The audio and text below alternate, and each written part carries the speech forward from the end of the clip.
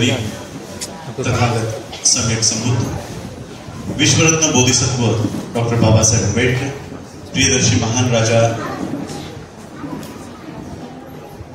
सम्राट अशोक, गुरु रविदास जी, माता रमाई, माता भीमाई, माता जिजाऊ, माता सावित्रीमाई, छत्रपती शिवाजी महाराज, छत्रपती शाहू महाराज, लोकशाही अण्णाभाऊ साठे आणि ज्या ज्या महापुरुषांनी, महानायकांनी आमच्या हक्काची, अधिकाराची लढाई लढली, त्या सर्व महापुरुषांना, महानायकांना मी त्रिवार वंदन करतो.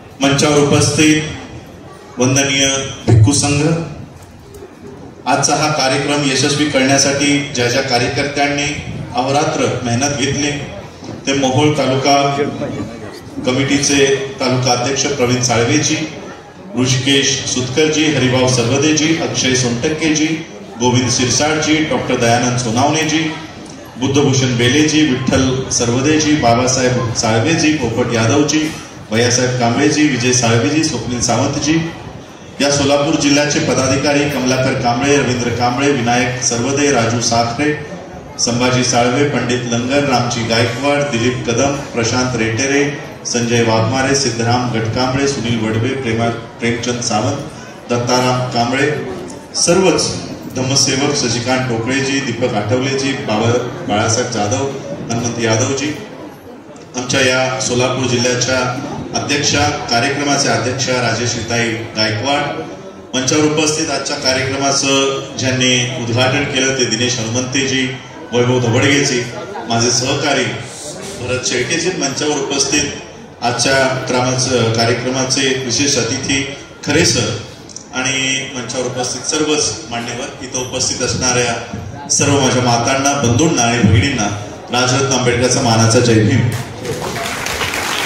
आज आपण बौद्ध धम्म परिषदेसाठी इकडे या ठिकाणी जमलेलो आहोत. बऱ्याच लोकांनी भाषण, कारण मला वाटतं आज ऑगस्ट 10 तारीख आहे, सप्टेंबर किंवा ऑक्टोबर, 1-2 महिन्यातच इलेक्शन्स लागणार आहेत. त्यामुळे थोडंसं राजकीय वातावरण आजच्या धम्म परिषदेतही बघायला मिळालं. प्रत्येकानं थोडंसं राजकीय स्वरूपाचं भाषण केलं आणि म्हणून मी आज जी भूमिका आम्ही घ्यायला जाणार आहोत त्यामागचं कारण काय हे सांगण्यापूर्वी मी तुम्हाला थोडासा माझा प्रवास या चळवळीचा कसा सुरू झाला ते सांगायचा प्रयत्न करतो. 2010ला मी MBA पास आउट झालो 2010ला आणि त्याच नंतर मग माझ्या वडिलांनी मला, ज्यावेळेस मी PhDची अभ्यासाची सुरुवात करत होतो त्यावेळेस मग माझ्या वडिलांनी सांगितलं की PhD करायची असेल तर मग बाबासाहेबांचा एखादा विषय घेऊन त्यामध्ये PhD करा. आणि मग त्यांनी मला बाबासाहेबांची पुस्तकं आणून द्यायला सुरू केली. ती वाचणं सुरू झालं आणि त्यातच लक्षात आलं की माझे वडील कसली तरी बुद्धिस्ट सोसायटी ऑफ इंडियाची कोर्टातली केस बघताय. ते केसमध्ये ते नेहमी कोर्टामध्ये जाणं येणं त्यांचं चालू आहे आणि मग त्यांना बराच तो प्रेशर असायचा, कोणतरी धमकी देऊन जा, कोणीतरी काहीतरी घेऊन जा, कुठेतरी सही घेऊन जा. मग मी थोडं इंटरेस्ट घ्यायला लागलो की काय आहे नक्की, काय प्रकरण आहे. भारतीय बौद्ध महासभेचं केस चालू आहे, ही केस नक्की कशाची आहे, कशाबद्दल आहे आणि नक्की कोर्टामध्ये काय चाललंय. मग ते म्हणाले तू पण येऊन बघत जा कोर्टामध्ये काय चाललंय. मी हार्डली 21 किंवा 23 वर्षाचा असेल. 23 वर्षाचा असल्यापासून मग मी त्या कोर्टामध्ये जाऊन काय बहस चालते काय, मी मुद्दामच थोडा लांबून बोलतोय की आवाज कर्कश जाऊ नये म्हणून, म्हणजे आवाज अजून वाढवू नका, तो कर्कश जाऊ नये म्हणून मी थोडा लांबून बोलतो बस. तर हे सगळं बघत असताना मग माझ्या लक्षात आलं की माझे वडील मागच्या 30 वर्षापासून ही बाबासाहेबांची बुद्धिस्ट सोसायटी ऑफ इंडिया वाचवण्यासाठी ज्या कोर्टामध्ये लढत होते ती नक्की कुणाला हवी आहे, ही नक्की कोण गिळंकृत करत आहे आणि या संस्थेवर अध्यक्ष म्हणून कुणाचा दावा होणार आहे आणि माझे वडील कुणाच्या विरोधात ही केस 34 वर्ष चालवत आहे.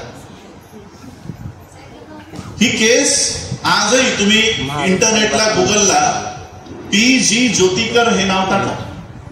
पी.जी. ज्योतिकर हे नाव टाकल्यानंतर त्याचा उल्लेख येतो की विश्व हिंदू परिषदेचे गुजरातचे उपाध्यक्ष, विश्व हिंदू परिषदेचे गुजरातचा उपाध्यक्ष या संस्थेवर राष्ट्रीय अध्यक्ष म्हणून येणार होता. आणि म्हणून माझे वडील त्याच्या विरोधात ही केस, बुद्धिस्ट सोसायटी ऑफ इंडियाची केस कोर्टामध्ये लढत होते.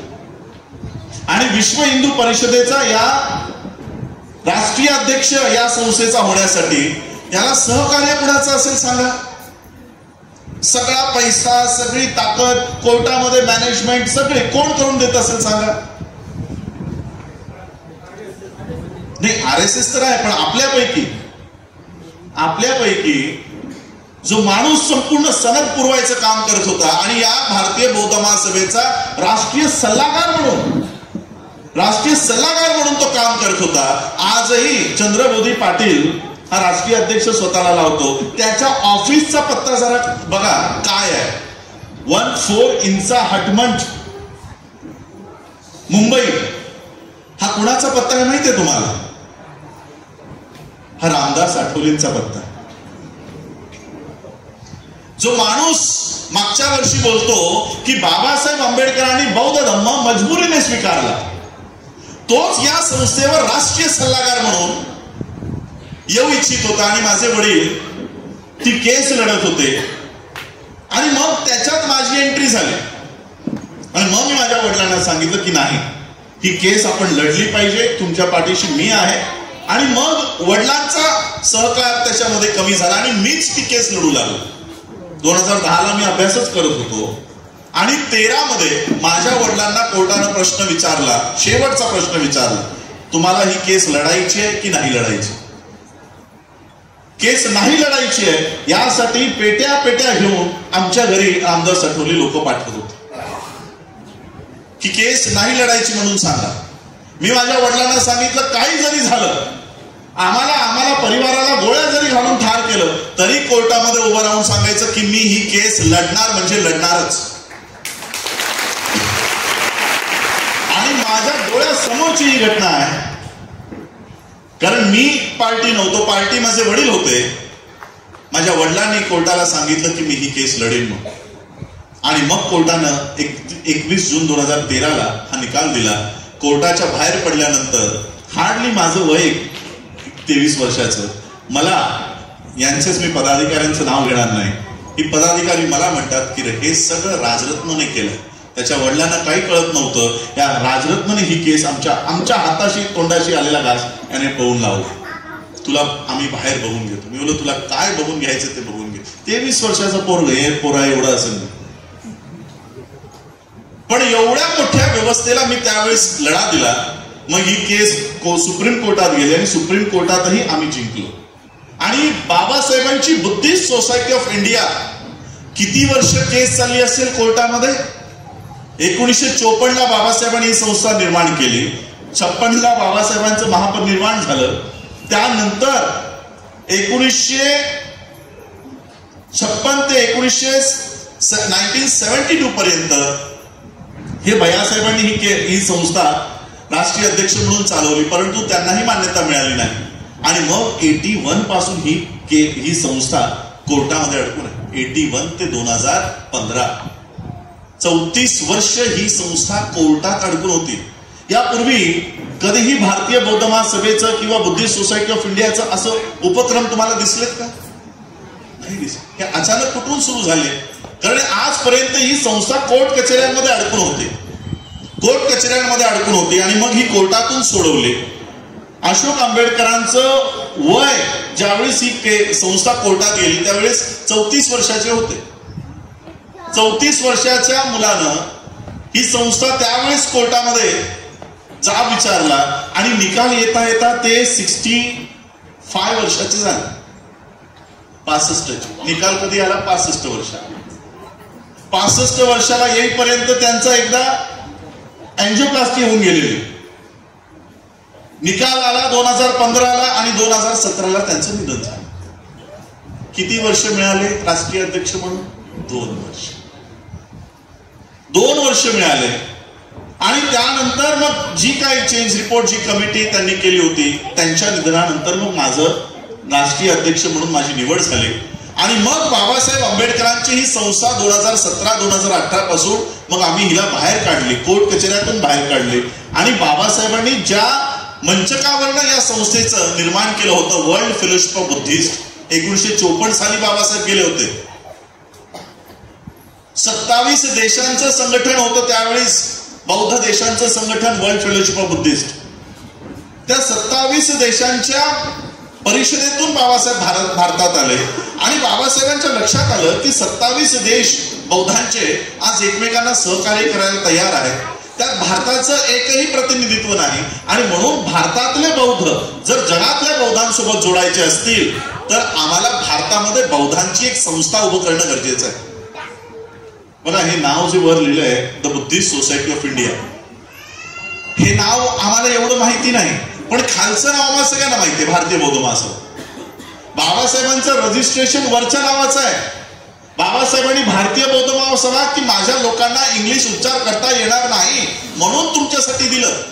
पण जगातल्या लोकांना कळालं की भारतामध्ये जर कुठं बुद्धिस्ट आहेत आणि जर भारतातल्या बौद्धांसोबत संपर्क करायचा असेल तर मी ही संस्था निर्माण केलेली आहे. हे बाबासाहेबांचं या संस्थेमागचं निर्माण करण्याचा उद्देश होता की जापानमधनं जर भारतामध्ये कुणाला यायचंय तर तो कुणाला संपर्क करेल, बुद्धिस्ट सोसायटी ऑफ इंडिया.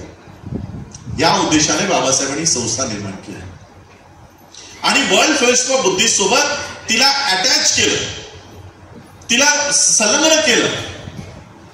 1954ला 27 देशांचं संघटन असलेलं वर्ल्ड फेलोशिप ऑफ बुद्धिस्ट आज 2024 साली 138 देशांपर्यंत पोहोचलेलं आहे. 138 कंट्रीज. आम्ही अनेक पत्र पाठवली WFB ला की आम्ही तुमचे सदस्य आहोत. मग तुमच्या या कार्यक्रमांमध्ये, तुमच्या कॉन्फरन्सेसमध्ये आम्हाला का बोलवलं जात नाही? आमची पत्र, आमची ईमेल्स त्यांच्यापर्यंत जातच नव्हतं. आणि मग आमचे पुण्यामधले सहकारी आहेत, गव्हर्नमेंट ऑफिसर असल्यामुळे मी त्यांचं नाव घेणार नाही, त्यांनी सांगितलं की थायलंडमध्ये संयुक्त राष्ट्राची परिषद होते आहे, आम्ही आमच्यातला एक डेलिगेट कमी करतो, तुम्ही आमच्यासोबत या आणि तुम्हाला वर्ल्ड फेलोशिप ऑफ बुद्धिस्टच्या ज्या ऑफिसला जायचंय तिकडे आम्ही तुम्हाला घेऊन जातो. बोललो ठीक आहे. आणि मग मी सगळी कागदपत्र भारतातनं, या कोर्टातले सगळी कागदपत्र घेतली, बाबासाहेबांचं रजिस्ट्रेशन घेतलं, सगळं घेतलं आणि मग आम्ही त्या वर्ल्ड फेलोशिप ऑफ बुद्धिस्टच्या हेडक्वार्टरला पोहोचलो. त्यांना मी सांगितलं की ज्यावेळेस वर्ल्ड फेलोशिप ऑफ बुद्धिस्टची स्थापना होत होती त्या स्थापनेच्या कार्यक्रमात बाबासाहेब आंबेडकर सामील होते. भारताच्या वतीनं भारतानं बाबासाहेब आंबेडकरांना पाठवलं होतं की जा बौद्धांची एक मोठी परिषद, जागतिक परिषद भरते आहे आणि भारताच्या वतीने बौद्ध धर्मावर बोलण्यासाठी आमच्याकडे कोणीही विद्वान नाही आणि तुमचा बौद्ध धर्माचा अभ्यास गाढा आहे, त्यामुळे तुम्ही भारताच्या वतीने जा. बाबासाहेब ऍज अ मिनिस्टर, मंत्री म्हणून बाबासाहेब वर्ल्ड फेलोशिप ऑफ बुद्धिस्टच्या कार्यक्रमाला गेले होते.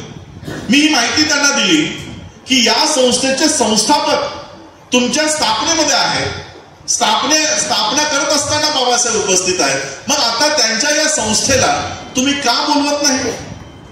त्यांनी सगळा रेकॉर्ड चेक केला. रेकॉर्ड चेक करून बघितलं की अरे हो, ही संस्था तर आमच्या सोबत कधीपासून जुडून आहे, मग आत्ताच आपण या संस्थेला का बोलवत नाही आहोत? मग त्यांनी सगळा रेकॉर्ड चेक करून सांगितलं की बाबासाहेब असेपर्यंत तुम्ही याची जी वार्षिक शुल्क आहे ते भरत होता. बाबासाहेब गेल्यानंतर त्या संस्थेचं कोणी शुल्क भरलं नाही. काही वर्ष आम्ही वाट बघितली, काही वर्ष आम्ही पत्रही पाठवलं, पण तुमच्याकडून आमच्याकडे कोणच आलं नाही. आणि मग आम्हाला वाटलं आता ही संस्था अस्तित्वात नाही, म्हणून आम्ही या संस्थेचं नोंदणी, या संस्थेचं आमच्याकडे असलेलं मेंबरशिप ही आम्ही रद्द करून टाकली. मी सांगितलं नाही, तुमचे जे काही पैसे असतील ते मला सांगा, मी तुम्हाला भारतात गेल्या गेल्या ते पैसे पाठवतो. आणि त्यांची फीस डॉलर्समध्ये, म्हणजे आज त्यांचा $1 म्हणजे आज आपले 98 रुपीज, 100 रुपये. त्यांनी सांगितलं एवढ्या वर्षाचे, जवळपास 34-35 वर्षाची फीस, एवढी डॉलर्स तुम्हाला कसे शक्य होईल? आणि मग त्यांनी एक स्पेशल मीटिंग घेतली, रिझोल्युशन पास केला की आपण तुम्ही आमचे जुने मेंबर आहात म्हणून आम्ही तुम्हाला एवढी फीस आकारणार नाही, मागच्या 5 वर्षाची फीस तुम्ही भरा आणि मग आम्ही तुमचं रजिस्ट्रेशन पुन्हा सुरू करू. भारतात आल्यानंतर जे काही पैसे त्यांचे होते ते सगळे त्यांच्या खात्याला जमा केले आणि बुद्धिस्ट सोसायटी ऑफ इंडियाचं बंद झालेलं नोंदणी, बंद झालेली, रद्द झालेली मेंबरशिप ही पुनर्जीवित केली आणि 2018 साली पहिल्यांदा त्यांचं पुन्हा बाबासाहेबांनंतर पहिल्यांदा आम्हाला त्यांचं आमंत्रण आलं की आमची 2018ला जागतिक बौद्ध परिषद भरते आहे, तुम्हीही त्या परिषदेला या. आता त्यापूर्वी मी 2 ते 3 संयुक्त राष्ट्राच्या परिषदा अटेंड केल्या होत्या, त्यामुळे मला माहित होतं की परिषदा कशा चालतात. आणि मग मी विचार केला की या परिषदेमध्ये आपण नुसतं बघ्याची भूमिका घ्यायची नाही, तर आपण भारताच्या वतीनं सगळ्या जगासमोर भारताची भूमिका तिथे मांडायची, भारतातल्या बौद्धांची भूमिका तिथे मांडायची. आणि म्हणून मी त्यांना सुरुवातीलाच मेल केला की मला माझं प्रेझेंटेशन, माझं जे काही भाषण आहे ते करण्यासाठी मला वेळ मिळाला पाहिजे. आणि मग ती परिषदेमध्ये मला 4 मिनिटाची वेळ मिळाली. आता 138 देश, प्रत्येकाला त्याच्या देशाचं प्रेझेंटेशन करायचं आहे, त्यात ते किती लोकांना वेळ देणार आहे. म्हणून त्यांनी मला 4 मिनिटाचा वेळ दिला. त्या परिषदेला गेल्यानंतर मी काय बघतोय, भारताच्या वतीनं मी त्यांची ती अटेंडन्सची यादी होती, प्रत्येक देशाची आधी नाव लिहिली होती, मग त्या देशाचे नाव कोण कोण आले त्या देशातनं मी बघितलं, चला इंडियातले बघूया कोण कोण आलेत. म्हणून इंडियाचं पान पलटलं, पहिल्याच नंबरवर तिवारी, त्रिपाठी, भट, कुलकर्णी. मी बोललो हे भारतातले बौद्ध, हे आहेत भारतातले बौद्ध. मी त्या यादीचा फोटोही घेतला की भारतातल्या लोकांना सांगावं की भारताच्या बाहेर बौद्ध म्हणून स्वतःला कोण करून घेत आहे. एक व्यक्ती भारतातला तर असा होता की त्याने ती शेंडी पण ठेवून आला होता. आता त्या ब्राह्मणाला वाटत असेल 4 दिवसाच्या कॉन्फरन्ससाठी मी ही 40 वर्षापासून वाढवलेली शेंडी का कापू, म्हणून मी तो शेंडी सकट आला होता बौद्ध धर्माच्या परिषदेला. मी बोललो हा अँटिनाधारी आमच्या परिषदेत काय करतोय. अजून एक मी व्हिडिओ केला होता 2018ला, जसं आता बंतेंनी सांगितलं की 385 ला उठा, त्याच पद्धतीने संपूर्ण मोठाच्या मोठा सभागृह वर वंदना सुरू आहे. अख्ख्या सभागृह उठून सभागृहामध्ये वंदना घेत आहे. आता भारतातला बौद्ध म्हणून जो गेलाय तो पायावर पाय टाकून बसून आहे. मी दाखवलं बघा, आणि त्याचं नाव काय, राय. जसं आज तुमची ती फिल्म इंडस्ट्री मधली ती राय कोण, ऐश्वर्या राय, ब्राह्मणच आहे ना ती, केरला साऊथ इंडियन ब्राह्मण. ती राय नावाची ब्राह्मण बाई पायावर पाय टाकून बसून आहे, पण ती उठली नाही. ही लोक भारताच्या बाहेर जाऊन स्वतःला बौद्ध म्हणून घेत आहेत आणि जितकाही फंड जग देत आहे की भारतामध्ये बौद्धांसाठी हे तयार करा, भारतामध्ये बौद्धांसाठी सेमिनरी तयार करा, भारतामध्ये बौद्धांसाठी युनिव्हर्सिटी तयार करा, जग पैसा देतोय भारताला, तो सगळा घेऊन हा ब्राह्मणिकल सिस्टम कडे घेऊन जातो. ती माहिती मला त्या ठिकाणी मिळाली आणि मी भारताच्या वतीने 4 मिनिटाचा वेळ मला मिळाला होता. 4 मिनिटाचा वेळ. हे असाच पद्धतीचा पोडियम तिथे होता आणि मोठाच्या मोठा स्क्रीन तिथे इथे मी जे काय मांडतो ते सगळे स्क्रीनवर दिसत होते. भारतामध्ये बौद्ध धर्माची आज काय अवस्था आहे ती सगळी तिथे मांडत असताना खाली बसलेल्या ब्राह्मणांना ते बघवत नव्हतं. 4 मिनिटाची वेळ उलटून 8 मिनिटं झाली तरी सगळा सभागृह ते माझं प्रेझेंटेशन बघतोय. तो सचिव, वर्ल्ड फेलोशिप ऑफ बुद्धिस्टचा सचिव माझं प्रेझेंटेशन बघतोय. त्याच्या लक्षात येईना की 4 मिनिटं कधीच उलटून गेली, 8 मिनिटं झाली. पण खाली बसलेले ब्राह्मण तिवारी त्रिपाठी त्याला वाटू लागलं की हा अजून बोलत गेला तर आम्हाला इकडंच उघडं पडेल. त्यांनी खालून इशारे द्यायला सुरू केले की बस करा, याला थांबवा, याला थांबवा. आणि मग सेक्रेटरीने मला येऊन सांगितलं, पाठीवर थाप देऊन सांगितलं की मिस्टर आंबेडकर प्लीज कन्क्लूड. तुम्ही सगळं आम्हाला सांगितलं, आम्हाला सगळं दाखवलं, तुमची मागणी काय आमच्याकडनं. मी त्यांना एकच मागणी केली की ज्या सम्राट अशोकाच्या कालखंडामध्ये आमच्याकडे तक्षशिला नालंदा होती, आज आमची शिक्षणाची अवस्था अशी झाली की सगळ्यात जास्त ड्रॉपआउट आमची मुलं होत चालले, आमची मुलं लेबर बनत चालले. आणि म्हणून आमच्या मुलांना पुन्हा या देशाच्या सत्तेमध्ये आणायचं असेल तर ती तक्षशिला आणि नालंदा उभं करणं गरजेचं आहे. मला युनिव्हर्सिटी बनवण्यासाठी तुम्ही सहकार्य करा. त्यांनी सांगितलं तुम्ही जमीन संपादित करा, आम्ही वर्ल्ड सगळ्यात मोठी युनिव्हर्सिटी तुम्हाला देतो. 60 एकर जागा आम्हाला नागपूरच्या ग्रामपंचायतीने दिली आणि आज त्या जागेवर आम्ही वर्ल्ड कॉलेज ऑफ बुद्धिस्ट आम्ही त्या पद्धतीने वर्ल्ड बुद्धिस्ट युनिव्हर्सिटी तयार करतो. हे सगळं ही धम्माची मुवमेंट चालवत असताना आम्ही त्यावेळी सगळ्यांना आजही आमच्या कार्यकर्त्यांना आम्ही सांगून ठेवलं होतं की आम्ही राजकीय क्षेत्रात येणार नाही. हा क्षेत्र एवढा मोठा आहे तर आम्हाला राजकीय क्षेत्रात यायची काही गरज नाहीये. पण आता झालंय काय, जसं मॅडमने सांगितलं, राजआश्रय. या देशावर बौद्ध धम्म किती वर्ष होता माहितीये तुम्हाला? या देशामध्ये बौद्ध धम्म किती काळ नांदला? मला वाटतं 1250 वर्ष या देशावर बौद्ध धम्माचं राज्य होतं. 10 राजे, 10 पिढ्या आमचे हे बौद्ध धम्माचे राजआश्रय देणारे राजे या देशामध्ये होते. 85,000 बौद्ध स्तूप, मला वाटतं 16 ते 17 बुद्धिस्ट युनिव्हर्सिटीज. जगातलं अर्थ काढण्याचं केंद्रबिंदू हा भारत होता. आपण ऐकतो ना, भारत सोने की चिडिया आहे. आता 15 ऑगस्टला गाणी निघतील, जहां डाल डाल पर सोने की चिडिया करती थी बसेरा, वो भारत देश है मेरा. करती थी, करत होती. आता काय का, मग कोणाच्या कार्यकाळात करत होती? हा कालखंड कोणता? जहां डाल डाल पर सोने की चिडिया करती थी बसेरा. हा कालखंड कोणता? हा कालखंड बौद्ध धम्माचा कालखंड होता, ज्यामध्ये हा देश सोने की चिडिया म्हणून ओळखला गेला होता. 10 राजे ज्यांनी बौद्ध धम्माला स्वतःचा धम्म म्हणून स्वीकार केला आणि या देशामध्ये बौद्ध धम्माला आश्रय दिला, त्यामुळे बौद्ध धम्म या देशामध्ये फोफावला. आणि ज्यावेळेस राजा बृहदत्तची हत्या झाली, पुष्यमित्र शुंग नावाच्या ब्राह्मणानं धोक्यानं, आधी पुष्यमित्र शुंगानं राजा बृहदत्तच्या सैनिकांमध्ये प्रवेश केला आणि एका क्षणी त्याने राजा बृहदत्तची हत्या केली. आणि मग त्याने आदेश काढला की जो कोणी बौद्ध भिक्खूंची किंवा बौद्ध धम्माचा प्रचार आणि प्रसार करणाऱ्यांची मुंडकी मला आणून देईल, त्याला सोन्याची नाणं दिली जाते. अशा पद्धतीने बौद्ध धम्म भारतातून नष्ट झाला. भारतातून तो त्यावेळेस नष्ट झाला. हा नष्ट झाल्यानंतर अनेक संत महात्म्यांनी बुद्धाचा प्रचार केलेला आहे या देशामध्ये. गुरु रविदास असतील, संत तुकाराम असतील, चोखा मेळा असतील, छत्रपती शिवाजी महाराज असतील, हे सगळे कोणत्या कल्चरची लोक आहेत? या देशात 2च कल्चर आहे, 2च संस्कृती आहे. एक ब्राह्मण संस्कृती आणि एक बौद्ध संस्कृती. तिसरी संस्कृती नाही याच्यामध्ये.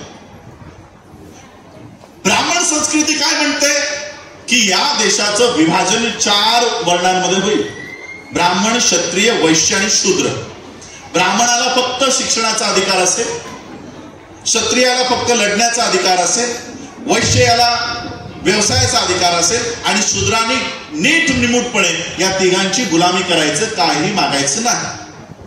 त्याखाली शूद्रांमध्ये आम्ही येणार नाही म्हणून बुद्धाचे जे प्रचारक होते, बुद्धाचा जो काही अंश या देशामध्ये राहिला होता, त्यांनी नकार दिला की आम्ही ब्राह्मणांच्या या वर्गीकरणाला आम्ही मानणार नाही. आणि मग ते गावाकुसाच्या बाहेर निघून गेले. अशी नाग लोक त्यांना शूद्राच्याही खाली अस्पृश्य करून टाकले. आणि 5वा वर्ण म्हणजे महिला, मग ती ब्राह्मणाची असो की शूद्राची असो, कोणत्याही महिलेला कसलेही अधिकार द्यायचे नाही. आणि हे मी नाही सांगत आहे, त्यांचे धर्मग्रंथात लिहिलेलं आहे. रामचरित्र मानसमध्ये एक ओळ आहे, ढोल पशु शूद्र और नारी ये सभी है ताड़न के अधिकार. म्हणजे काय? ढोल, ढोल जर तुम्हाला चांगला त्याच्यातनं वाद्य वाजवायचं असेल, त्याच्यातनं चांगला आवाज काढायचा असेल, तर त्याला एवढा पिटा, एवढा मारा की त्याच्यानेच त्याचा आवाज सुंदर येईल. ढोल पशु, घोडा असेल, गाय असेल, बैल असेल, याला जर वटणीवर आणायचं असेल तर आधी त्याला चापकानं फोडलं पाहिजे. ढोल, पशु आणि शूद्र आणि नारी, शूद्रांना आणि नारीला यांना बेदम मारण करा, म्हणजे ते नियंत्रणात राहतील. हा त्यांचा धर्माचा आदेश आहे. ही एक संस्कृती आहे. आणि दुसरी संस्कृती बौद्धाची, की आम्ही हे वर्गीकरण मानत नाही. आम्ही या देशामध्ये समता, समानता, न्याय, बंधुता या कल्चरला आम्ही महत्व देतो. जी बौद्ध झाली त्यांच्यासाठी कोणती जातच नाही, की हा कोणत्या जातीचा आहे, हा कोणत्या धर्माचा आहे. बौद्धांना त्याच्याशी काही घेणं देणं नसतं. कारण एकदा तुम्ही बाबासाहेबांच्या पावलावर पाऊल ठेवून जर बौद्ध स्वीकारला तर समोरच्याची जात तुम्हाला दिसत नाही कोणत्या जातीची. या दोनच संस्कृती आहेत. आणि म्हणून बाबासाहेब आंबेडकरांचा ज्यावेळेस या सामाजिक, आर्थिक, राजनैतिक पटलावर उदय झाला, बाबासाहेबांचा उदय एका रात्रीत झाला नाही. त्यामागे बाबासाहेबांनी दहावी पासून 10वी उत्तीर्ण झाल्यानंतर केळुस्कर गुरुजींनी बाबासाहेबांना जे बुद्ध चरित्र दिलं, त्या बुद्ध चरित्रापासून ते बाबासाहेबांची 1917 पर्यंत 1919 पर्यंत जो अभ्यास बाबासाहेबांचा झाला, तोपर्यंत बाबासाहेबांनी त्यांचा इतिहास जाणून घेतला की आम्ही नक्की कोण आहोत, आमची लढाई कुणा विरोधात आहे. आणि म्हणून बाबासाहेबांनी एक ओळ आम्हाला सांगून गेलं, history of India is nothing but moral conflict between Buddhism and Brahmanism. बाबासाहेबांनी या देशाची खरी लढाई ओळखली. बाबासाहेब म्हणून गेले की या देशाची लढाई दुसरी तिसरी काही नसून बौद्ध धर्म आणि ब्राह्मणी धर्म यामधला संघर्ष होय. ही लढाई बाबासाहेबांनी आम्हाला जाहीर केली की आमची लढाई मराठ्यांविरुद्ध नाही, आमची लढाई मुसलमानांविरोधात नाही, आमची लढाई पारशांविरोधात नाही, आमची लढाई ब्राह्मणी धर्म आणि बौद्ध धर्म यामधला संघर्ष आहे. बाबासाहेबांनी ही लढाई ओळखली. आणि मग बाबासाहेब आंबेडकरांनी जो राजआश्रय एकेकाळी या बौद्ध धर्माला होता सम्राट अशोकाच्या कालखंडामध्ये, तोच राजआश्रय बाबासाहेब आंबेडकरांनी संविधानाच्या माध्यमातून पुन्हा या बौद्ध धर्माला प्राप्त करून दिला. आणि म्हणून आज हा बौद्ध धर्म संपूर्ण भारतभर पुन्हा प्रचारित झाला. हा बाबासाहेब आंबेडकरांनी दिलेला दुसऱ्यांदा राजआश्रय या धर्माला मिळाला. पहिला राजाश्रय सम्राट अशोकाने दिला, दुसरा राजाश्रय बाबासाहेबांनी दिला. बाबासाहेब आंबेडकरांवर अनेक वेळा आरोप झाले.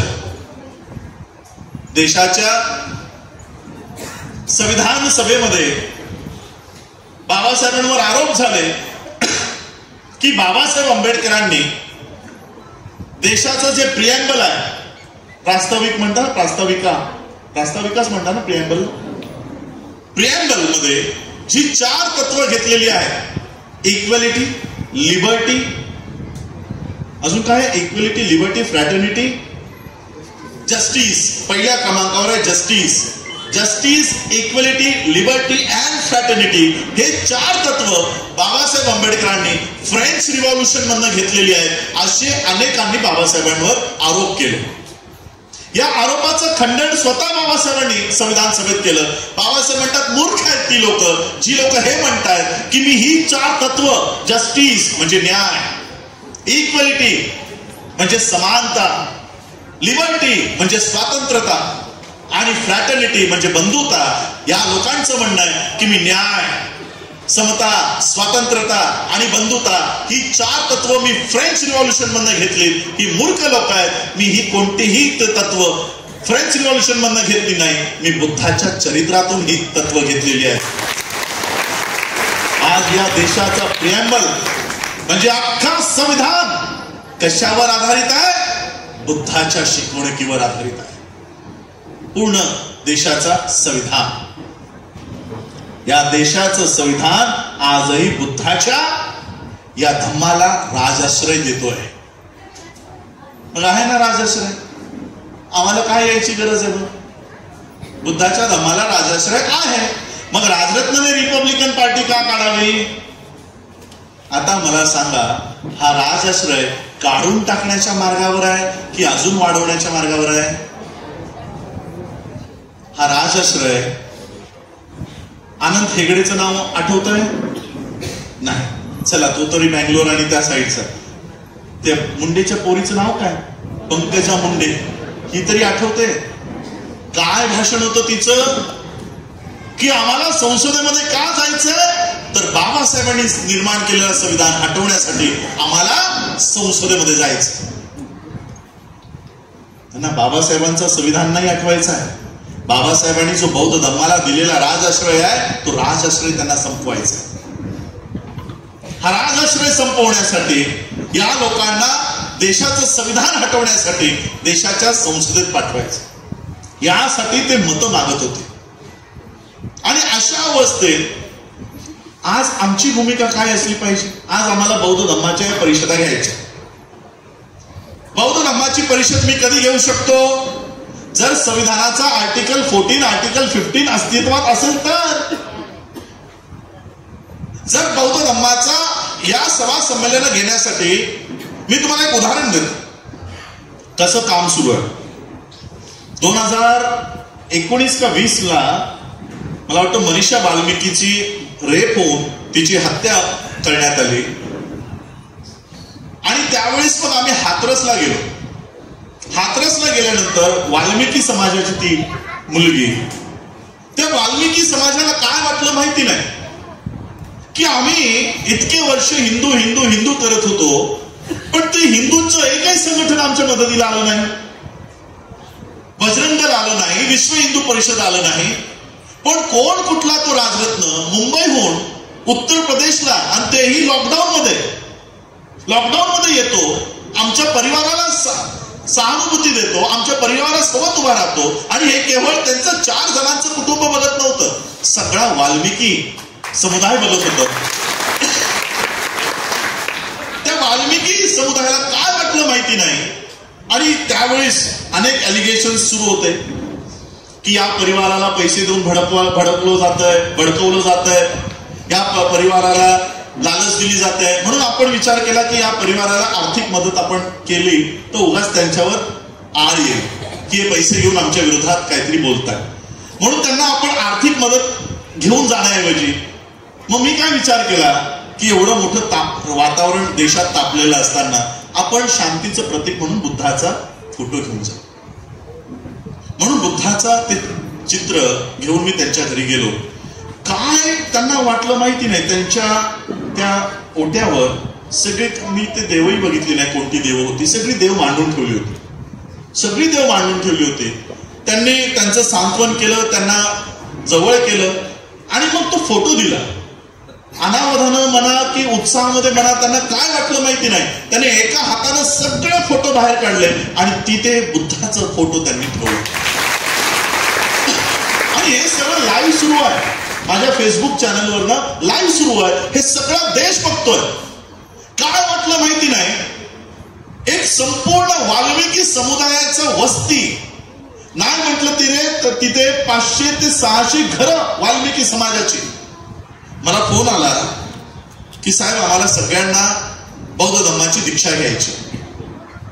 मी आधी माझ्या सहकार्याला सांगितलं, बघा जरा ट्रॅप वगैरे असू शकतो, आपल्याला बोलवतील आणि काहीतरी करतील, त्यामुळे जरा इन्क्वायरी करा. तर आमच्या लोकांनी तिथे इन्क्वायरी केली, ऍडव्होकेट्सने इन्क्वायरी केली. तर सगळ्यांनी सांगितलं सगळे धम्मदीक्षा घ्यायला तयार आहे, बौद्ध धम्माची दीक्षा घ्यायला तयार आहे. मग ठीक आहे. मग त्यांच्याकडनं आवेदन फॉर्म भरून घेतले की आम्हाला दीक्षा घ्यायची असं तुम्ही लिहून द्या. मग तसं त्यांचे फॉर्म घेतले आणि मग प्रत्येकाचं बौद्ध असण्याचे दाखले तयार करून मग आम्ही त्यांच्या गावात गेलो. अक्षरशः त्या वाल्मिकी कम्युनिटीने, वस्तीने, त्या वाल्मिकी समाजाच्या सगळ्या वस्तीने उभं राहून 22 प्रतिज्ञासह बौद्ध धम्माची दीक्षा त्यांनी घेतली. आणि संपूर्ण गावच्या गाव आजही ते राहत आहे, आजही त्यांना छळलं जात आहे. त्यांनी मला काय सांगितलं माहितीये, मी आठवड्याभरानंतर त्यांना फोन केला. ते काय म्हणाले माहित आहे, वाल्मिकी समाजाच्या वस्तीत कधी गेलात का तुम्ही? कोणी आहे का इथे वाल्मिकी समाजाचं बसले कोणी? वाल्मिकी समाजाच्या वस्तीत आजही महाराष्ट्रामध्ये कधी जा, तिथे ज्या नागरी सोयी आणि सुविधा म्हणतो त्याही नसतात. रस्ता नसतो, सांडपाणी आपलं त्या मातीच्या याच्यावर वाहत असतं, खरकाट तिथेच, दोन्ही तिथेच. आणि अशा घाणीला मग तिकडे डुकरं असतात, घाण असते तिथे, त्यामुळे ते खाण्यासाठी डुकरं त्यांच्या घराघरामध्ये पण शिरत असतात. अशी ती वस्ती होती. त्यांनी मला काय सांगितलं माहित आहे साहेब, बौद्ध होण्यापूर्वी आमच्या वस्तीमध्ये डुकरं इथून तिथून फिरायची. वस्तीमध्ये सगळी डुकरं घाण इथे तिथे असायची. आता बौद्ध धर्माची दीक्षा घेतल्यानंतर उत्तर प्रदेशमध्ये, तेही योगी आदित्यनाथाच्या गडामध्ये एक अख्खचं अख्खं गाव बौद्ध होत आहे, तर त्यांना कसं सहन होईल? म्हणून त्यांनी त्या प्रत्येकावर दबाव आणण्यासाठी की तुम्हाला रॅशन कार्ड बनवून देतो, तुम्ही नका बौद्ध हो, तुम्हाला लाईट लावून देतो, तुम्ही नका बौद्ध हो, तुम्हाला पाण्याचा नळ लावून देतो, नका बौद्ध हो, असे अनेक आमिष घेऊन SP, कलेक्टर, DYSP आठवडाभर चक्रा मारत होते. त्या वाल्मिकी लोकांनी मला सांगितलं की साहेब, बौद्ध होण्यापूर्वी आमच्या गल्लीमध्ये डुकरं फिरत होती, बौद्ध झाल्या झाल्या कलेक्टर आमच्या गल्लीमध्ये फिरायला लागलेला आहे. आजही त्यांना त्रास दिला जातोय, पण ते बौद्ध धर्म सोडत नाहीये. आणि यामुळे आमचे मुस्लिम बांधव इथे बसले होते, आहेत का माहिती नाही. इस धर्मांतर के बाद योगी आदित्यनाथ ने anti conversion bill Uttar Pradesh में लागू किया. आपको लगता होगा कि लव जिहाद और उसके वजह से ये कानून आया, नहीं. उत्तर प्रदेश मध्ये या धर्मांतरानंतर गावोगावी धर्मांतराचे कार्यक्रम सुरू झाले. आणि मग योगी आदित्यनाथानं एक कायदा केला की यापुढे धर्मांतर करू देणार नाही. अँटी कन्व्हर्शन बिल उत्तर प्रदेशमध्ये लागू झालं, गुजरातमध्ये लागू झालं, या महाराष्ट्रातही येण्याच्या मार्गावर आहे. भरत शेळके सर त्याचा विरोध संपूर्ण महाराष्ट्रामध्ये करतायत की हा कायदा आम्ही महाराष्ट्रात येऊ देणार नाही. आता सांगा, पंकजा मुंडेला जे कळतं ते आम्हाला कळू नाही का? संविधान हटवायचं असेल तर ती कुठं पाठवा म्हणते? कुठं? संविधान हटवायचं असेल तर संसदेत पाठवा म्हणते ना. मग संविधान वाचवायचं असेल तर कुठं पाठवायला लागेल? रस्त्यावर.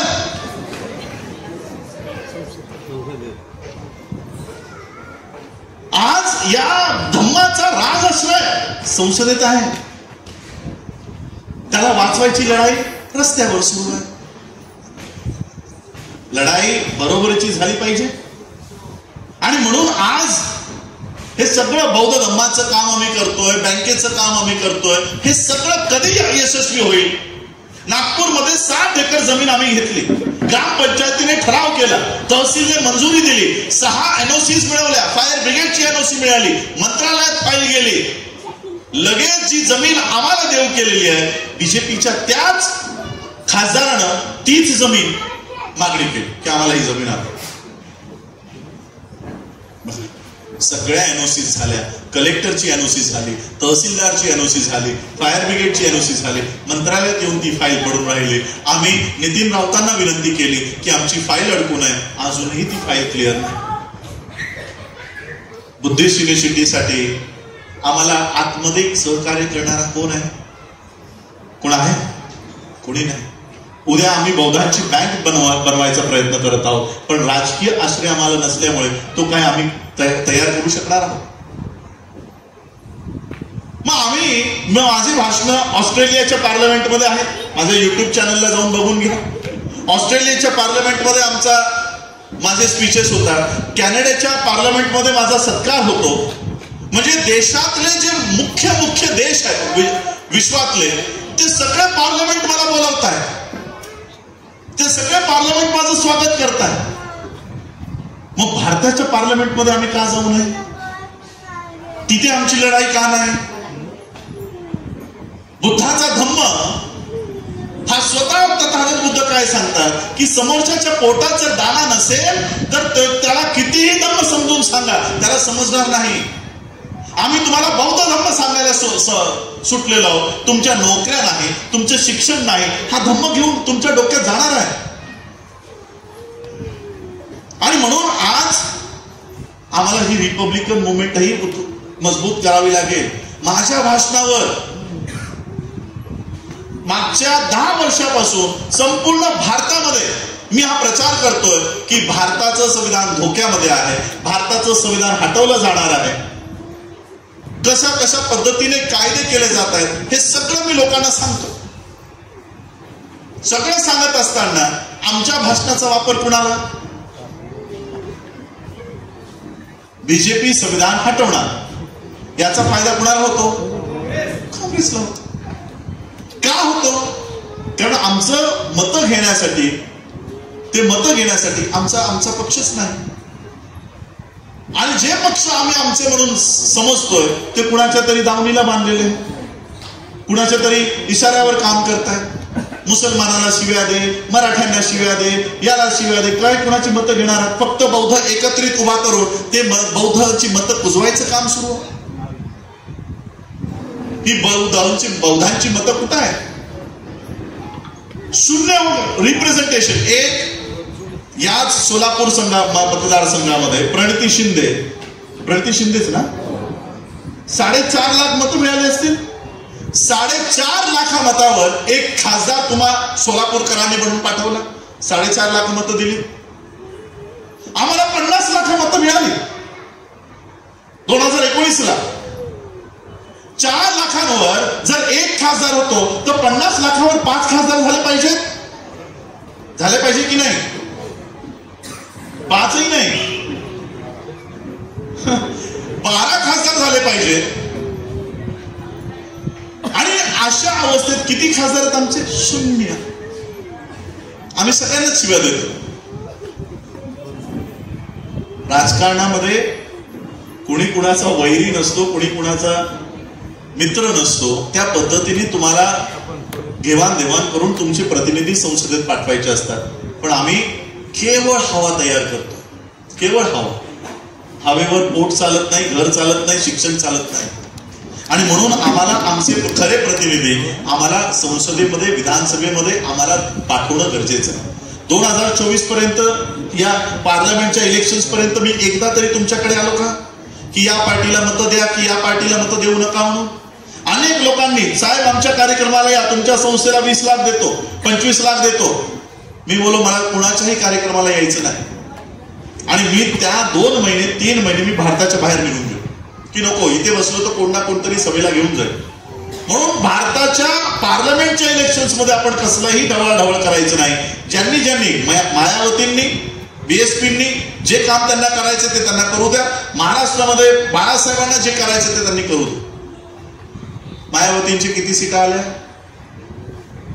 0. बाळासाहेबांच्या किती सीटा आल्या? 0. आज संसदेत दिनेशने सांगितलं आमचा एक प्रश्न विचारायला, तुम्ही तरी मला वाटतं 5 लाख का काहीतरी म्हणाल, 25 लाख रुपयाची मागणी होती.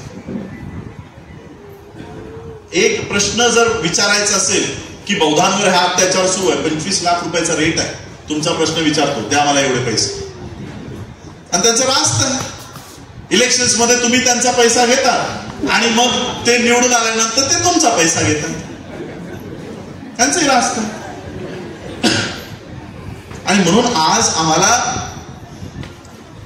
ह्या जी मतं आमची कुजवली जात आहेत ती कुजवून न पडता त्याचं रूपांतर प्रतिनिधित्वामध्ये व्हावं, त्याचं रूपांतर सीट्समध्ये व्हावं, त्याचं रूपांतर आमदारांमध्ये, खासदारांमध्ये, नगरसेवकांमध्ये यांच्यामध्ये व्हावं. याकरिता आज मी पुढे येतोय. ज्या पद्धतीने मी बाबासाहेब आंबेडकरांची बुद्धिस्ट सोसायटी ऑफ इंडिया ही RSSच्या ताब्यात जाण्यापासून वाचवली, आणि वाचवलीच नाही, जगभर या संस्थेला मोठंही केलं, आजही करणार आहे, उद्याही करणार आहे. त्याच पद्धतीने राजकीय दृष्ट्या, कारण आज धम्म म्हणून जे आज मी तुम्हाला इथे सांगून जाणार आहे, उद्या तुम्ही म्हणाल अरे हो राजरत्न तर बोलला होता की संविधान बीजेपी हटवणार आहे. मग आम्ही तर या मशीनमध्ये बीजेपीच्या विरोधात बटन दाबणार आहे. पण बीजेपीच्या विरोधात बटन दाबत असताना माझ्या समर्थनातलं बटन कुठं आहे? काहीच काम करत नाहीये. त्या मशीनवर मी तुम्हाला तुमच्या हक्काचं बटन द्यायचं काम करणार आहे. यापुढं तुमची मतं पुन्हा इतरांसाठी वापरली जाऊ देऊ नका. ते बटन द्यायचं काम करतोय मी कोणती पार्टी उभं करायचं काम करत नाहीये. 10 वर्ष आम्ही संविधानाच्या समर्थनात संविधान कसं धोक्यात आहे हे सांगतोय. आमचा वापर MBA इंडी ही करताय, त्यांना गरजच नाही. म्हणजे ज्या लोकांनी संविधान हातात घेऊन रस्त्यावर फिरायला पाहिजे, राहुल गांधी फिरतोय, त्याला कळलं संविधान केवळ संविधानाचं किताब हातात घेऊन ते आज संसदेत पोहोचले. आणि आम्ही दर कार्यक्रमात संविधान धोक्यात आहे हे सांगत आहोत आणि त्या मात्र आमची लोक मात्र आतमध्ये नाही. आणि म्हणून ही चूक आता आमच्याकडनं होऊ नये याकरिता आणि अनेक लोकांनी नावं दिली की हे नावाचं घ्या ते नावाचं घ्या. मी नाही. बाबासाहेब आंबेडकरांच्या ही जे आज तुम्ही आम्हाला बघताय ना, ही बाबासाहेबांचा वंशज म्हणून तुम्ही बघायला आलात. सरांनी मला युवराज करून टाकलं.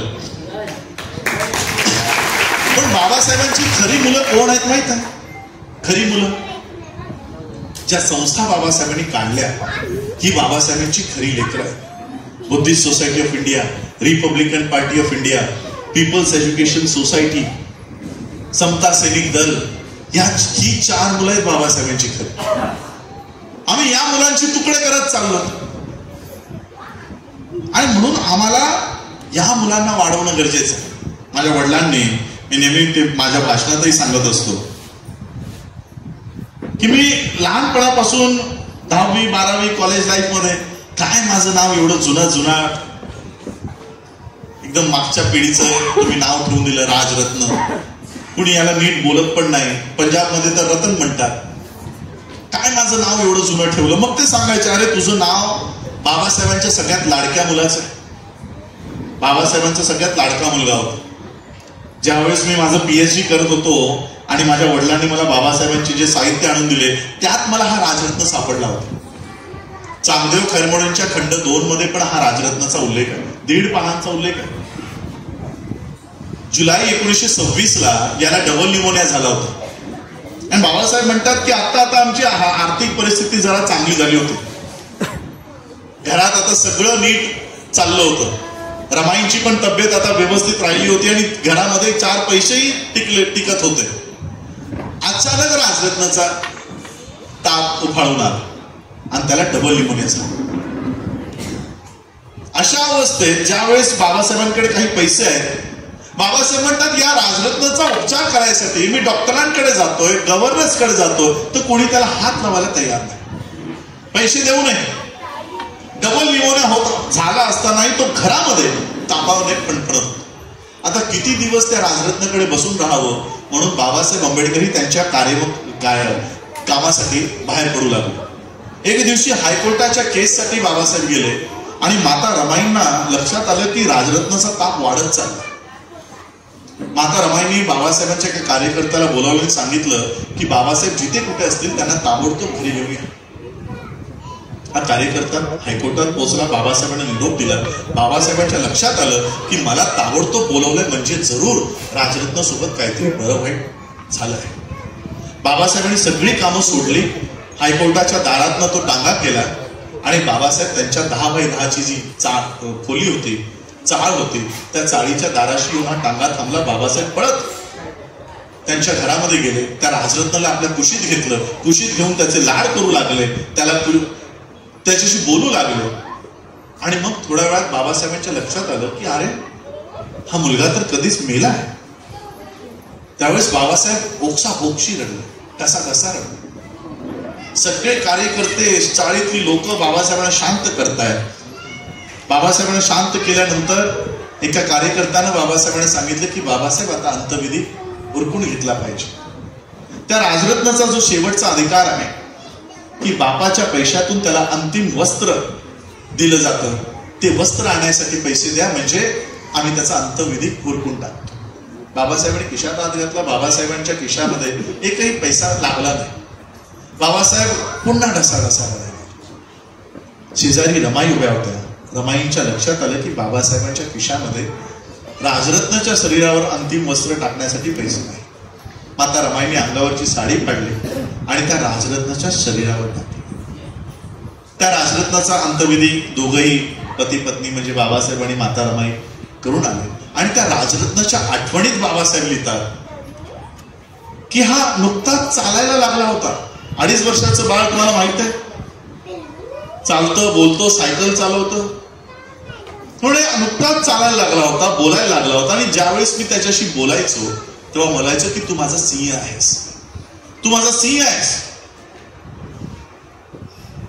तुला मोठं झाल्यानंतर माझं उर्वरित राहिलेलं जे कार्य आहे ते तुला पूर्ण करायचंय, अशी आशा आणि अपेक्षा बाबासाहेब या 2.5 वर्षाच्या राजरत्नाकडनं व्यक्त करत होते.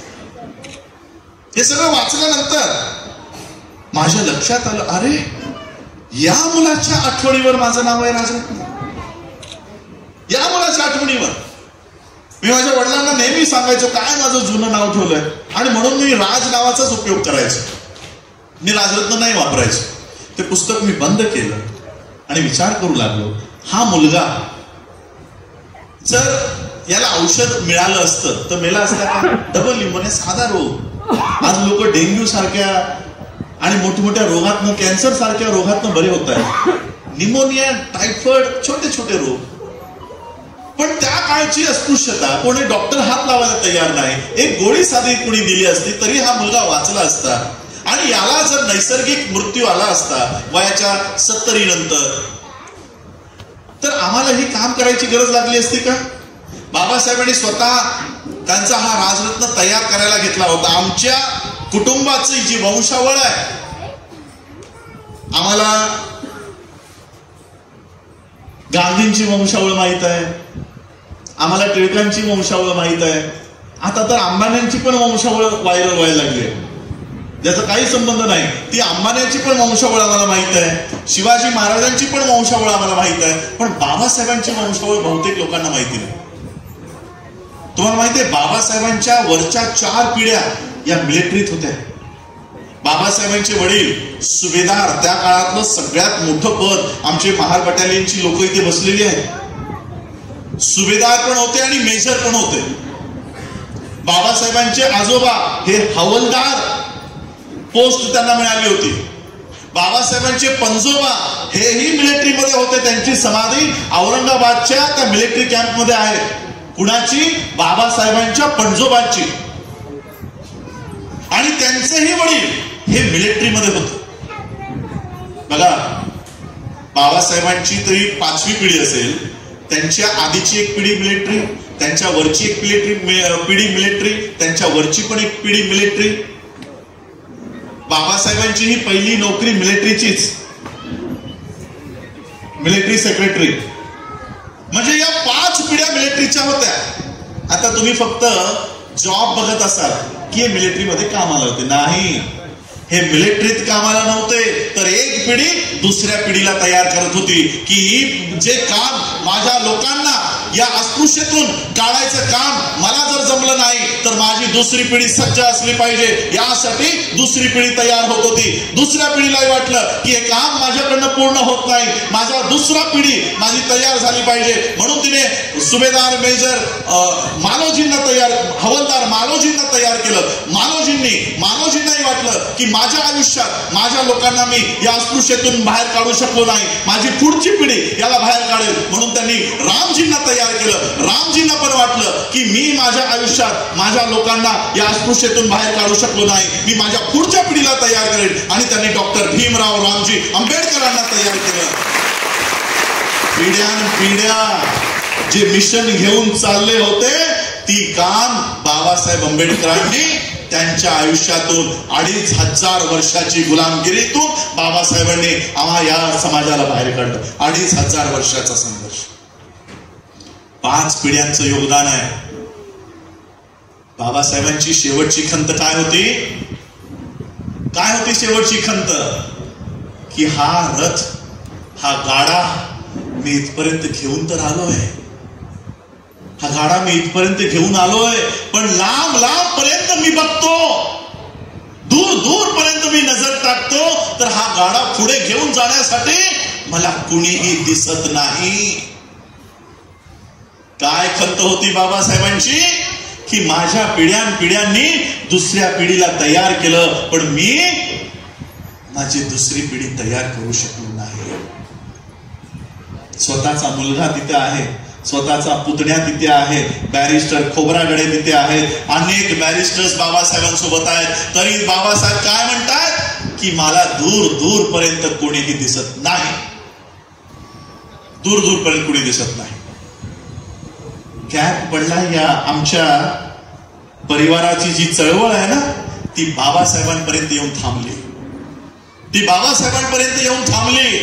आणि हा सगळा आमच्या इतिहासाचा अभ्यास करून मी ठरवलं की बाबासाहेब आंबेडकर त्यांच्या राजरत्नाला तयार करत होते की माझी पुढची चळवळ माझा मुलगा राजरत्न चालवेल, पण या ब्राह्मणी व्यवस्थेने त्याचा खून केला, त्याची हत्या केली आणि ही खंड पडलेली चळवळ तिथेच थांबली. आणि म्हणून आता मी माझं वैयक्तिक आयुष्य जगण्याऐवजी मी त्या राजरत्नाचं आयुष्य जगेन आणि बाबासाहेबांची चळवळ पुन्हा पुढे.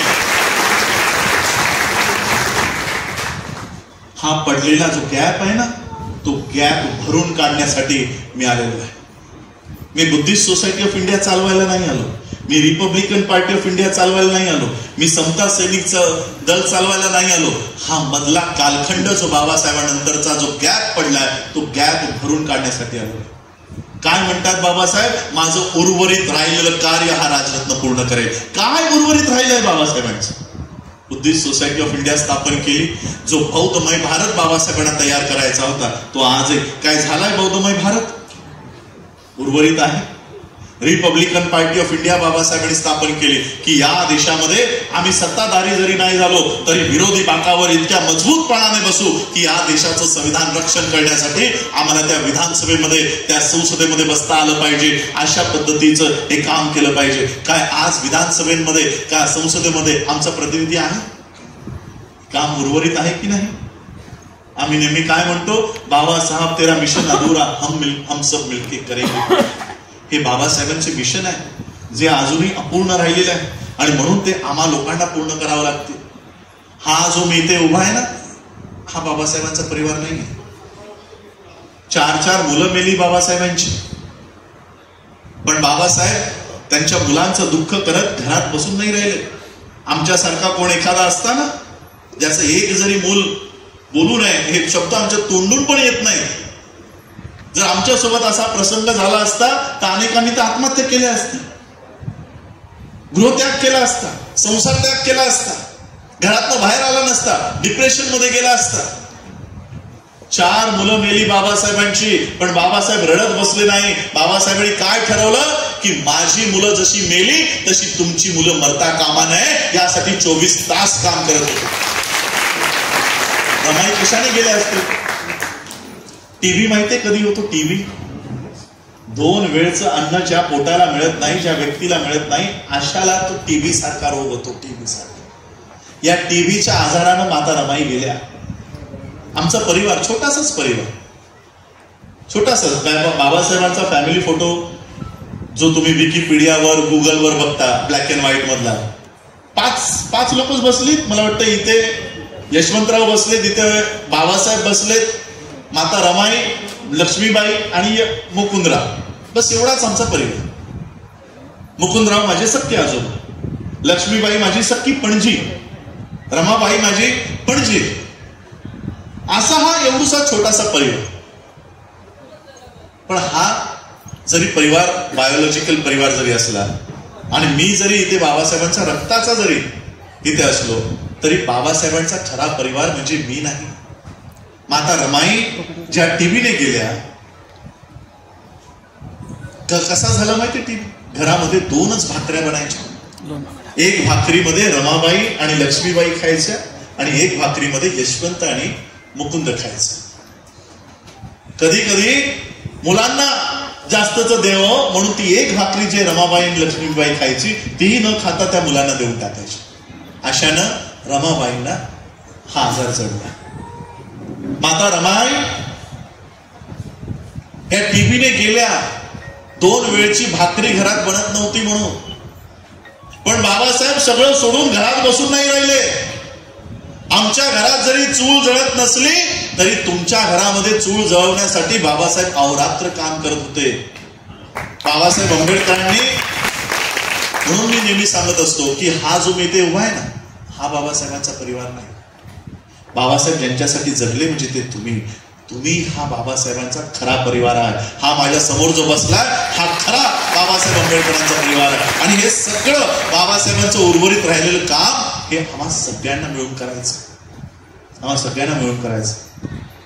आणि म्हणून मी विचार केला की वैयक्तिक बाबासाहेबांच्या ज्या संस्था आहेत त्याला सोडून वैयक्तिक संस्था काढायची नाही. आज जर मी एखादी स्वतःची संस्था काढली असती तर ती करोडो कोट्याधीश तिचा कॅपिटल गेला असता. 2 वर्षात आम्ही डॉक्टर बी आर आंबेडकर बँक काढली, करोडोच्या वर तिचं भांडवल गेलं.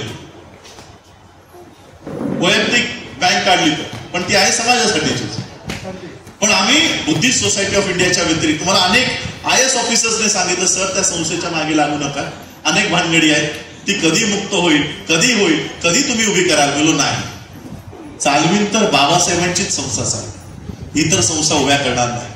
आणि आज मला राजकीय प्लॅटफॉर्मवर यायचं आहे. माझ्याकडे पक्ष कोणता ठेवलात तुम्ही सांगा. हा प्रश्न आदित्य ठाकरेला असेल का? हा प्रश्न रोहित पवारांना असेल का? हा प्रश्न जय शहाला असेल का? हा प्रश्न कुणाला आहे? आंबेडकरला. माझा पक्ष कोणता? आणि म्हणून जसं तुम्ही उत्तर दिलं, मला अनेकांनी सांगितलं नवीन पक्ष स्थापन करा, हा पक्ष स्थापन करा, तो पक्ष स्थापन करा, त्याच्यासोबतचा मिळून नाही. आमच्या पार्टीत या राज्यसभा या 2027ला या 2019ला राज्यसभा मला देत होते, मिळून नाही. तुम्ही राज्यसभेवर या, तुम्हाला विधान परिषद देतो, मिळून नाही. आणि म्हणून मग मागच्या 20 जुलैला बहिष्कृत हितकाणी सभेला 100 वर्ष पूर्ण होत असताना आम्ही निर्णय घेतला की चालवीन तर बाबासाहेब आंबेडकरांचीच पार्टी चालवीन, रिपब्लिकन पार्टी ऑफ इंडिया चालवीन, इतर पार्ट्यांची चिंता आम्ही हातात घेणार नाही. पुनर्जीवन ज्या पद्धतीने मी पहिल्यांदा 2018ला वर्ल्ड फेलोशिप ऑफ बुद्धिस्टच्या कॉन्फरन्समध्ये गेलो आणि तिथं भारतातले बौद्ध कोण, तिवारी, त्रिपाठी हे आम्हाला दिसले. आज रिपब्लिकन पार्टी ऑफ इंडिया मी चालवतोय असं सांगणारा माणूस भारतामध्ये कोण आहे सांगा मला. सांगा, RPI म्हणून संसदेमध्ये कोण दावा करतो की मी बाबासाहेबांचा RPI चालवतोय म्हणून? रामदास आठवले. तुम्हाला माहिती आहे पक्षाची स्थापना कधीची आहे? आठवलेची 87. तुम्ही जरा नीट रेकॉर्ड तपासा. रिपब्लिकन, त्यांच्या पक्षाचं नाव आहे Republican party of India bracket Athawale. त्या पक्षाची स्थापना आहे 2022. कधी? 2022. त्यापूर्वी ते Republican party of India bracket A म्हणजे Republican party of India bracket Ambedkarite या पक्षाचा प्रतिनिधी म्हणून होते. त्या पक्षाने मोहन पाटलांनी त्याला काढलं, मग त्यांनी 2022ला त्यांचा वेगळा पक्ष काढला. आणि तो पक्ष काढून ते संसदेत काय म्हणतात की मी बाबासाहेब आंबेडकरांचा पक्ष चालवतोय. 2022ला बाबासाहेब आंबेडकर यांना सही देऊन गेले. पण तिथे आमचे खरे प्रतिनिधी नसल्यामुळे तो तिकडे क्लेम काय करतो की मी बाबासाहेबांचा पक्ष चालवतो. आणि म्हणून आता हा आंबेडकर उभा राहिलाय आणि तो जगाच्या या भारताच्या संसदेत जाऊन सांगणार आहे की हा आठवले नाही, बाबासाहेब आंबेडकरांचा RPI हा आंबेडकर चालवतोय. हे आता भारतातल्या सगळ्यांना ओढून ओढून सांगणार आहे. आणि म्हणून हा RPI आता आम्ही उभा केलेला आहे. आत्ताच सकाळीच मला इलेक्शन कमिशनचाही मेसेज आला की RPIची तुमची जी मागणी मान्य आहे ती आम्ही मान्य करतो. इतरांनी म्हणजे ज्यांचं काही घेणं देणं नव्हतं त्यांनी तर बापही पळवले पक्षासकट. आमचं तरी तसंच झालंय. आमचे पक्ष पळवलेत का तर आम्ही दुसऱ्याच मार्गाने उभे आहोत. आणि म्हणून आता आम्ही उभे राहिलेलो की हा पक्ष, मी काही लोक म्हणाले, मी जसंही अनाऊन्स केलं की मी आरपी हातात घेणार, तुमच्या गवई गटाची लोक उभी राहिली, अरे मी अध्यक्ष आहे याचा, मी राष्ट्रीय अध्यक्ष आहे. मी बोलो ही पार्टी माझ्या बापाची आहे, तुझ्या बापाची नाही.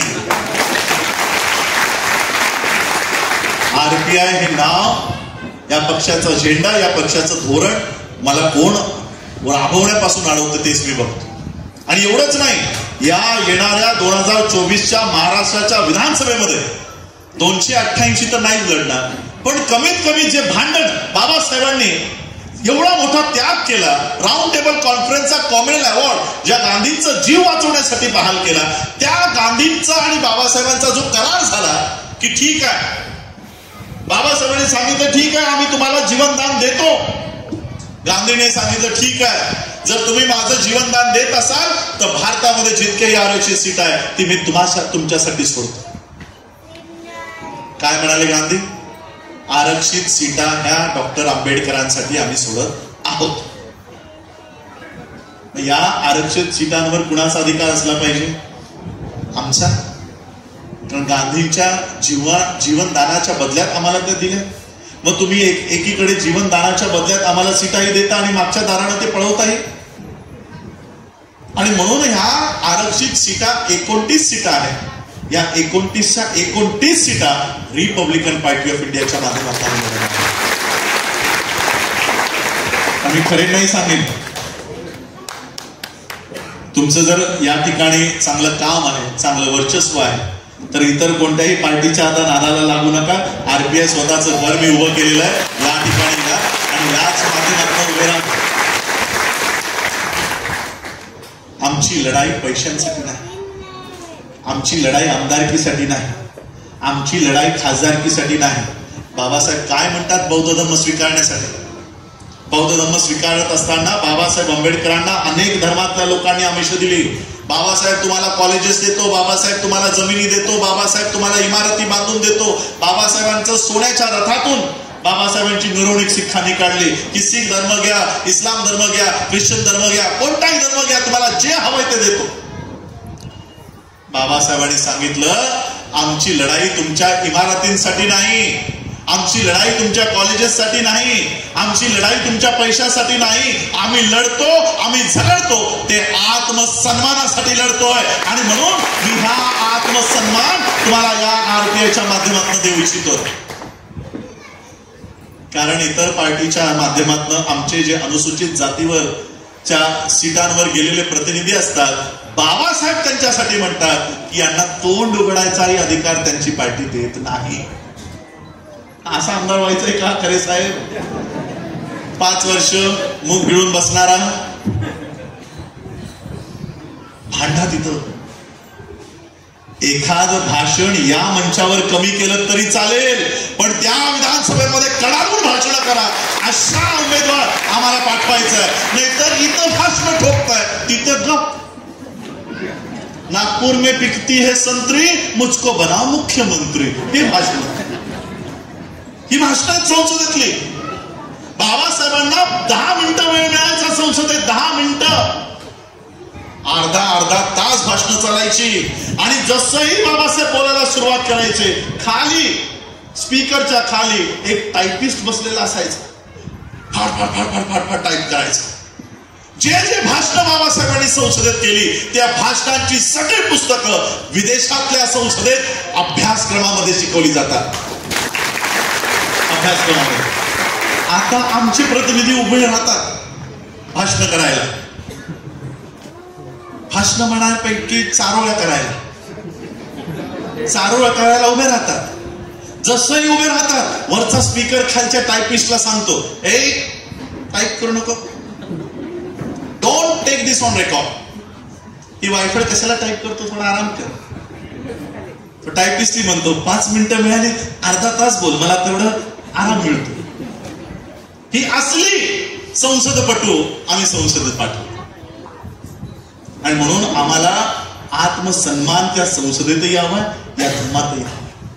त्यासाठी मी ही पार्टी पुन्हा तुमच्यापर्यंत घेऊन येतो. त्या मोहोळची, माळशिरसची ही अनुसूचित जातीसाठी आरक्षित असलेल्या सीट आहेत. मला वाटतं आमचे महेश कांबळेजी पण इथे बसलेले आहे. महेश कांबळे आहे. अशी प्रतिनिधी बेडगमध्ये तुम्हा सगळ्यांनाच माहित असेल, कमानीवरनं वाद झाला. कमानीवरनं वाद झाल्यानंतर मग अख्ख्या बेडगने स्थलांतर करण्याचा निर्णय घेतला. ते पायी निघाले आणि मग मला वाटतं पुन्हा आपण त्या गावामध्ये जाऊन ते सगळं काम केलं. पण बदला त्यांनी मात्र घेतला. बदला कसा घ्यायचा ते महेश कांबळेंकडनं जरा एकदा शिका. त्यांनी तुमची कमान पाडली, यांनी तुमचा खासदार पाडला. असा बदला असा घेतला पाहिजे. याला म्हणतात बदला घ्यायचा तरीका. आणि म्हणून त्या पद्धतीने आता आम्ही उतरलेलो आहोत. त्या पद्धतीने महाराष्ट्राच्या अनुसूचित जातीचा आरक्षित असलेल्या सीटांचा दौरा करतोय. आणि दुसरीकडे मी काय बघतो जेव्हा मी अभ्यास करतो या सगळ्या मतदारसंघांचा, मागच्या अनेक वर्षांच्या इलेक्शन रिझल्टचा, आरक्षित सीटांवर सगळ्यात जास्त उमेदवार कुणाचे निवडून गेलेत माहित आहे? भाजपचे. जो भाजप म्हणतो की आम्ही संसदेमध्ये संविधान हटवण्यासाठी जाणार आहोत, जो भाजप आरक्षणाच्या विरोधात आहे, प्रायव्हेटायझेशन साठी निर्मला सीतारामन संसदेत उभं राहून 2-2 तास तिने भाषण केली आणि संसदेत उभं राहून तिने ठणकावून सांगितलंय 2 वर्षात सगळा सेक्टर, पब्लिक सेक्टर आम्ही विकून टाकणार आहोत. एअर इंडिया विकली, तुमच्या डोळ्यासमोर विकली. पोस्ट ऑफिस मध्ये डिसइन्व्हेस्टमेंट झालं. इंडियन रेल्वे आता तुमच्या पांढऱ्या गाड्या धावायला लागल्या. तुमचे रस्त्यांचे महामंडळ विकली. सगळे रस्ते प्राधिकरण तुमचं विकलंय. पाण्याचं प्राधिकरण तुमचं विकलंय. इलेक्ट्रिसिटी एमएससीबी विकली. हे सगळं देश त्यांनी प्रायव्हेटाईज केलाय. म्हणजे तुम्हाला सरकारी नोकऱ्या तुम्ही आमच्या घालवताय. मग तुम्ही सरकारी जागेवर कसे उमेदवार देता? रिझर्व्ह सीट्सवर कसे उमेदवार देतात?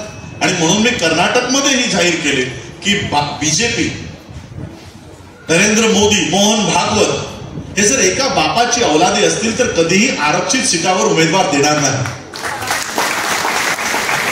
रस्त्यावर तुम्ही आरक्षणाचा विरोध करता, संसदेत आरक्षणाचा विरोध करता आणि मागच्या दारांना आरक्षित जागेवर उमेदवारी देता. दुतोंडी याला आपण 2 बापाचं काय म्हणता तुम्ही लोक? अशा पद्धतीने यांचं आचरण आहे. त्यासाठी आम्हाला आमची स्वतंत्र ही मुवमेंट उभी करावी लागेल. जरांगे पाटलांना आम्ही त्याही वेळेस, ज्यावेळेस बौद्ध मराठा ऐक्य परिषद आमची सुरू होती, त्यावेळेस जेव्हा आम्हाला कळलं की अशा पद्धतीचा हमला त्यांच्या गावावर झाला, आमची परिषद आम्ही बरखास्त करून त्यांच्या भेटीला, त्यांच्या साथीला गेलो. त्यावेळेस आजही पुन्हा आम्ही त्यांच्या सोबत आहोत. त्यांनी आम्हाला सोबत दिलेली आहे. मराठा बांधव, काल आज दुपारीच आम्ही एक व्हिडिओ केला. हा महाराष्ट्र याची रचना कशामुळे? बाबासाहेब आंबेडकरांचा कास्टेज इन इंडिया नावाचा थिसिस आहे. त्या कास्टेज इन इंडिया मध्ये बाबासाहेब म्हणतात महाराष्ट्र म्हणजे महान राष्ट्र नव्हे, मोठा राज्य नव्हे. मोठं राज्य बघायला गेला तर उत्तर प्रदेश भौगोलिकरित्या सगळ्यात मोठं राज्य आहे, महाराष्ट्र नाही. मग हा महाराष्ट्र कसा तयार झाला? या महाराष्ट्रात 2 समुदाय मोठ्या प्रमाणात राहत होते, महार आणि रठ्ठ. हे 2 समुदाय एकत्रित नांदत असल्यामुळे या विभागाला महारठ्ठ असं नाव पडलं आणि अपभ्रंश होता महाराष्ट्राचं महाराष्ट्र झालं. महार म्हणजे आजचा बौद्ध आणि रठ्ठ म्हणजे आजचा मराठा. म्हणजे आमची जी युती आहे ती काय आजपासूनची नाही, आमची नैसर्गिक युती आहे. बघा आज आमच्या वस्त्या आहेत, मराठ्यांचं आणि बौद्धांची घरं जवळपासच असतात. ही काय आज 10-15 वर्षापासून झालीत का? या महाराष्ट्राची रचनाच मराठा आणि बौद्धांची, महार आणि मराठ्यांची.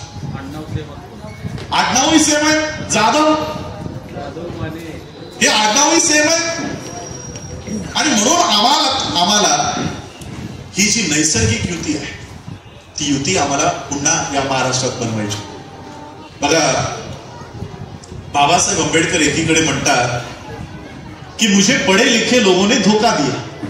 म्हणजे शिकलेल्या लोकांना बाबासाहेब म्हणतात धोकेबाज. आणि त्याच नंतर बाबासाहेब भीमा कोरेगावच्या स्तंभालाही वंदन करतात.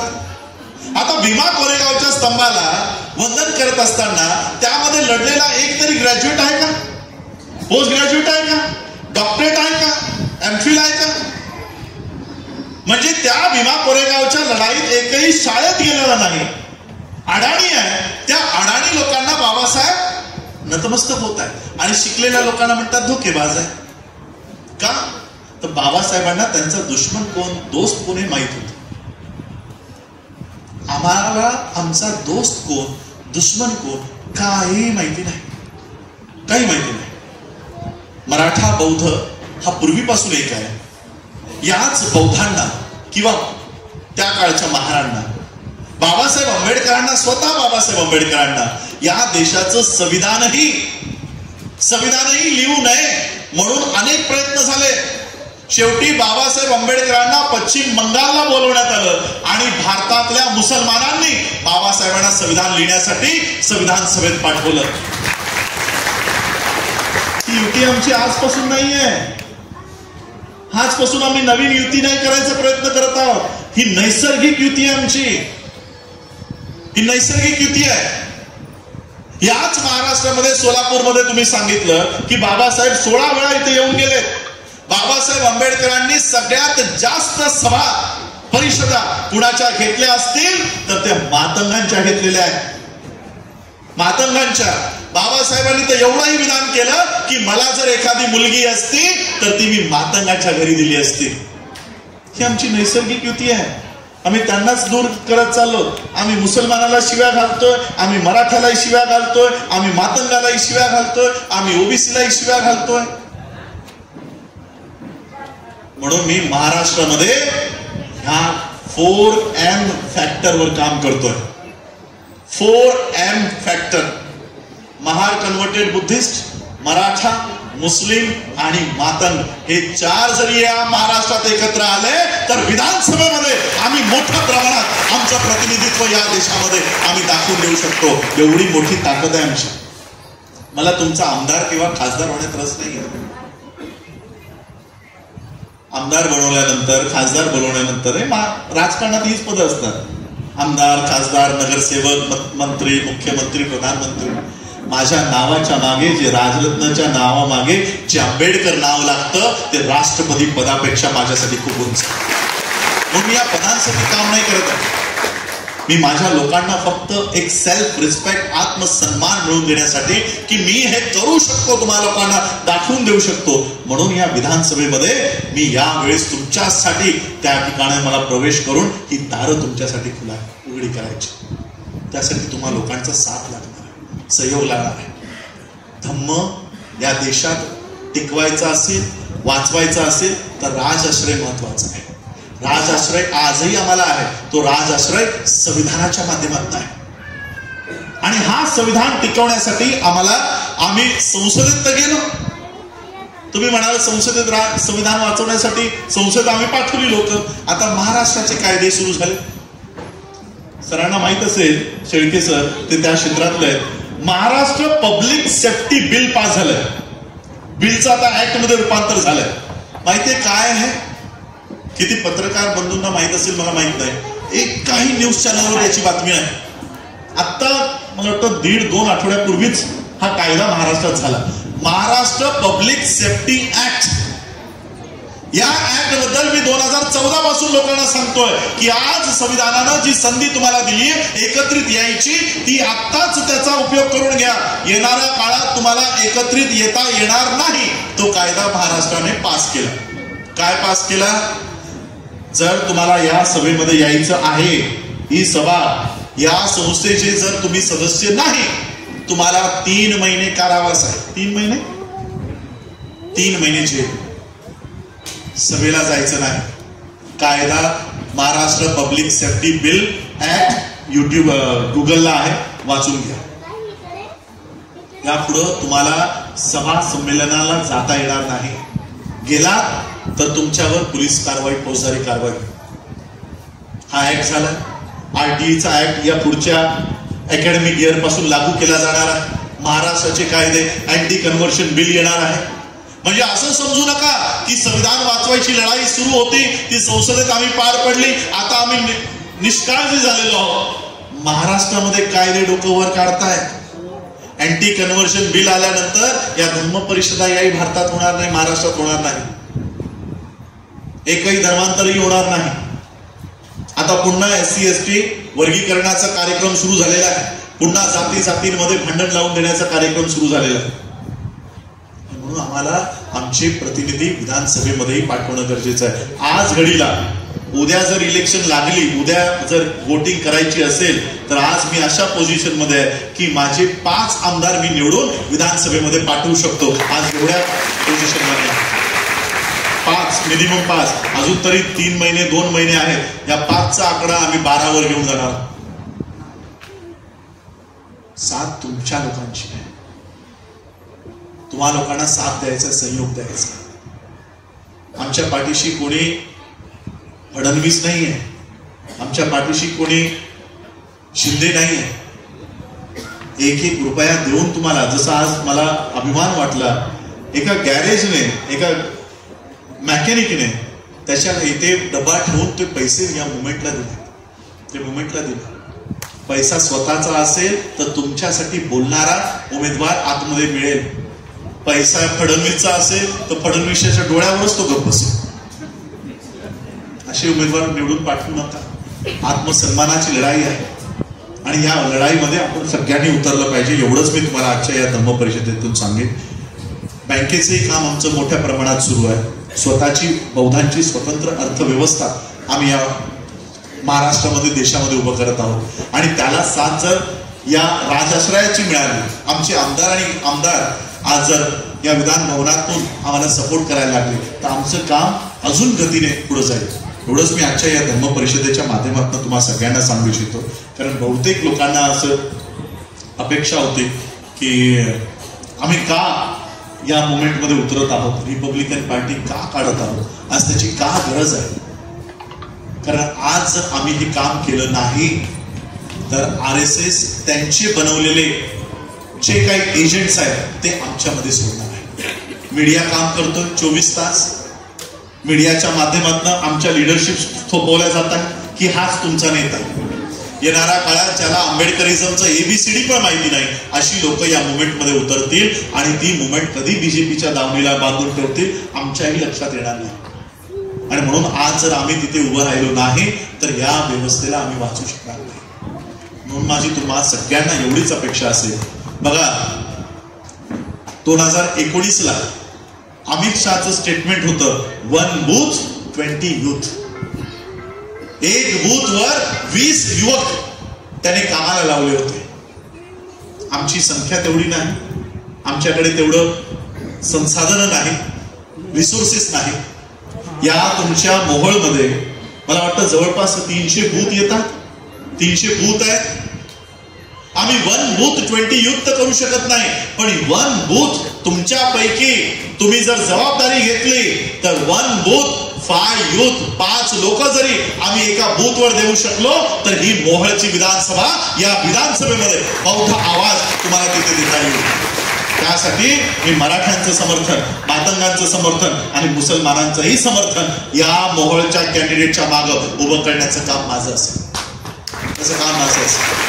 मौलाना सांगू इच्छितो, मौलाना सज्जाद नोमानी जी के साथ मैं बहुत सालों से जुड़ा हूं.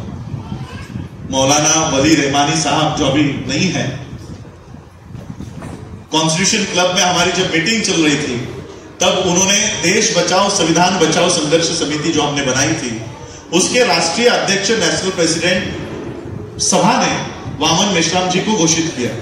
वली रहमानी जी खड़े हुए और उन्होंने कहा कि बहुत हो गया अभी एजेड लोगों को ये लीडरशिप देने का. और वली रहमानी जी ने मेरा नाम प्रस्तुत किया और राजरत्न अंबेडकर राष्ट्रीय अध्यक्ष होना चाहिए, इसलिए वली रहमानी जी ने उस समय मेरा साथ दिया और पूरा मुस्लिम कम्युनिटी आज मुझे साथ देता है. सज्जाद नोमानी जी के साथ है. या सोलापूर मध्ये मुस्लिम मोठ्या प्रमाणात आहेत, या मोहोळ मध्ये मोठ्या प्रमाणात आहेत. आणि म्हणून मी खरे नाही आव्हान करीन, तुम्ही येत नसाल तर मग मी RPIतनं मोहोळमधनं उभा राहीन. रिकामी जाऊ देणार नाही. आणि म्हणून आरपीआयच्या या सगळ्या मुवमेंटला, ही मुवमेंट आहे, मी पक्ष नाही समजत आहे, ज्या आशेने आणि अपेक्षेने बाबासाहेबांनी, बघा त्यांनी आमचा धम्म चोरला, त्यांनी आमची पार्टी पण चोरली. बुद्ध धम्माचं प्रतीक काय आहे? कमळ. हा कमळ कोणाच्या पार्टीचं चिन्ह आहे? भाजपच्या. म्हणजे तुमचा धम्मही चोरताय. बाबासाहेबांच्या आरपीआयचं, रिपब्लिकन पार्टी ऑफ इंडियाचं नावही त्यांनी चोरलं. रिपब्लिकन 26 जानेवारीला आपण कोणता दिवस साजरा करतो? नाही, मराठीमध्ये सांगा. प्रजासत्ताक दिवस. प्रजा, रिपब्लिक म्हणजे प्रजा. प्रजेला दुसरा शब्द काय? जनता. पार्टी, पार्टीला मराठी शब्द काय? पक्ष. इंडिया, इंडियाला मराठी शब्द काय? आता हे तिन्ही मराठी शब्द जोडा.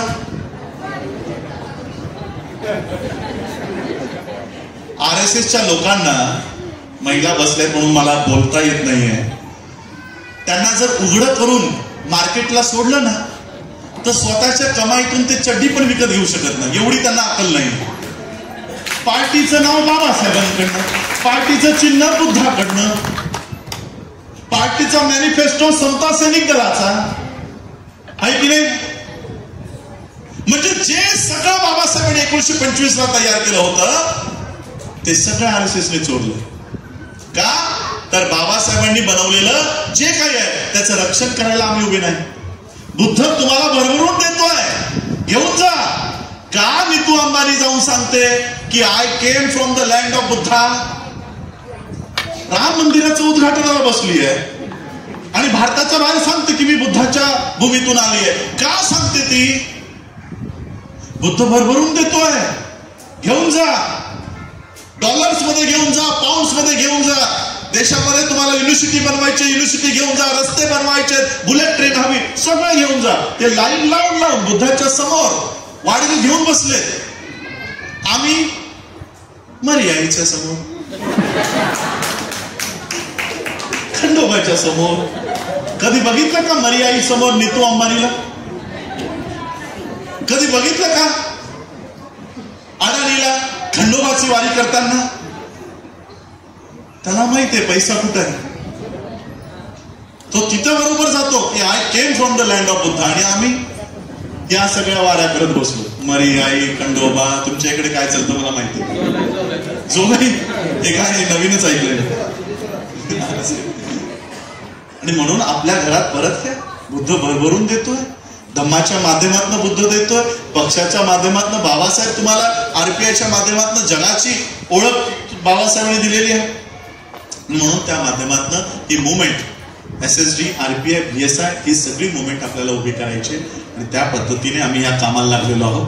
बस मी तुम्हाला सगळ्यांचा साथ आणि सहयोग, जो साथ बाबासाहेबांना या सोलापूरच्या लोकांनी दिलेला आहे, त्यावेळेस दिलेला आहे, तो साथ पुन्हा आपण या महाराष्ट्रामध्ये आपण उभं करू आणि आमचे स्वतःचे हक्काचे उमेदवार आम्ही या महाराष्ट्राच्या विधानसभेमध्ये पाठवू. एवढीच आशा आणि अपेक्षा आपल्या सगळ्यांकडे व्यक्त करतो आणि थांबतो.